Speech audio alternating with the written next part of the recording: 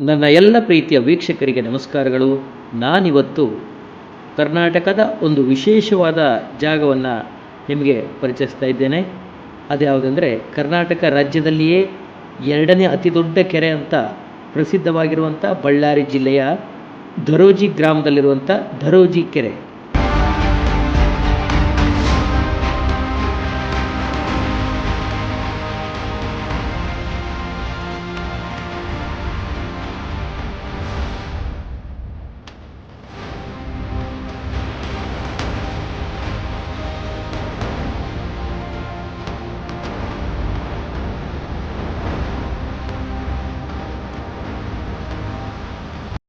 ಬಳ್ಳಾರಿಯಂಥ ಬಿಸಿಲು ನಾಡಿನಲ್ಲಿ ಇಷ್ಟು ದೊಡ್ಡ ಕೆರೆ ಇರುವುದು ನಂಬುವುದಕ್ಕೆ ಸಾಧ್ಯವಾಗುವುದಿಲ್ಲ.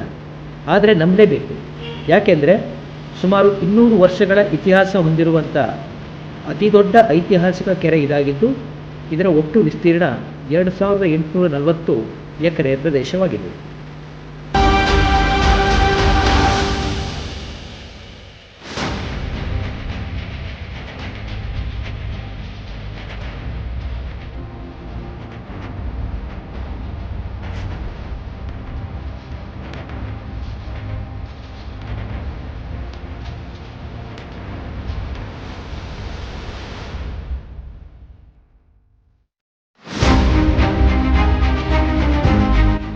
ಈ ಕೆರೆಗೆ ಹೊಂದಿಕೊಂಡಿರುವಂಥ ಸಂಡೂರು ತಾಲೂಕಿನಲ್ಲಿ ಹರಿಯುವ 4 ಹಳ್ಳಗಳ ನೀರನ್ನು ತಡೆದು ಅಂತರ್ಜಲ ಮಟ್ಟವನ್ನು ಹೆಚ್ಚಿಸುವ, ಕೃಷಿ ಮೀನುಗಾರಿಕೆಗೆ ಅನುಕೂಲ ಮಾಡಿಕೊಡುವ ಹಾಗೂ ಈ ಕೆರೆಯ ಸುತ್ತಲಿನ ಪ್ರದೇಶವನ್ನು ಹಸಿರು ವಲಯವನ್ನಾಗಿಸುವ ಘನ ಉದ್ದೇಶದಿಂದ 1797ರಲ್ಲಿ, ಅಂದರೆ ಸುಮಾರು 228 ವರ್ಷಗಳ ಹಿಂದೆ ಈ ಕೆರೆಯನ್ನು ನಿರ್ಮಾಣ ಮಾಡಲಾಗಿದೆ.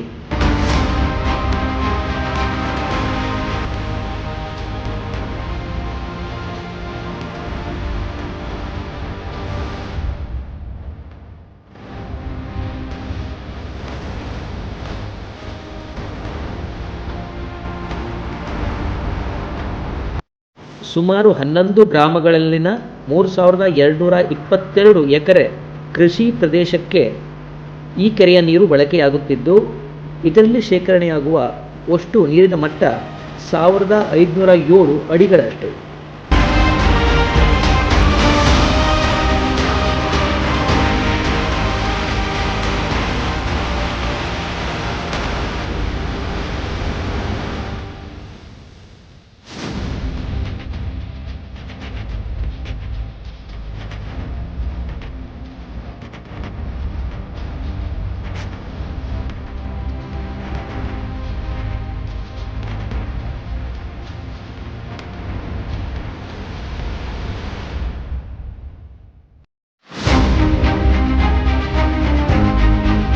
ಸುಮಾರು 3 ಕಿಲೋಮೀಟರ್ ಅಂತರದಲ್ಲಿರುವ 2 ಬಿಳಿಕಲ್ಲಿನ ಬೆಟ್ಟಗಳನ್ನು ಸೇರಿಸಿ ಈ ಕೆರೆಗೆ ದಂಡೆಯನ್ನು ನಿರ್ಮಾಣ ಮಾಡಿದ್ದು, ಕೆರೆಯ ಏರಿಯ ಉದ್ದ 3.60 ಕಿಲೋಮೀಟರ್ಗಳಷ್ಟು ಇದೆ.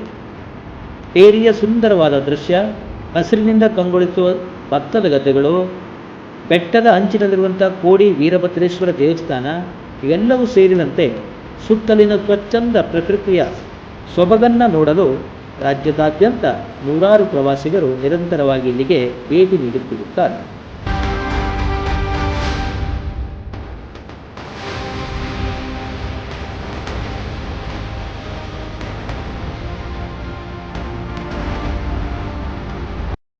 ಹಾಗೆಯೇ ಮಳೆಗಾಲದ ಸಮಯದಲ್ಲಿ ಈ ಕೆರೆಯು ತುಂಬಿ ಹರಿಯುತ್ತಿರುವಾಗ ಇಲ್ಲೊಂದು ದೊಡ್ಡ ಜಲಪಾತವೇ ಸೃಷ್ಟಿಯಾಗುತ್ತದೆ.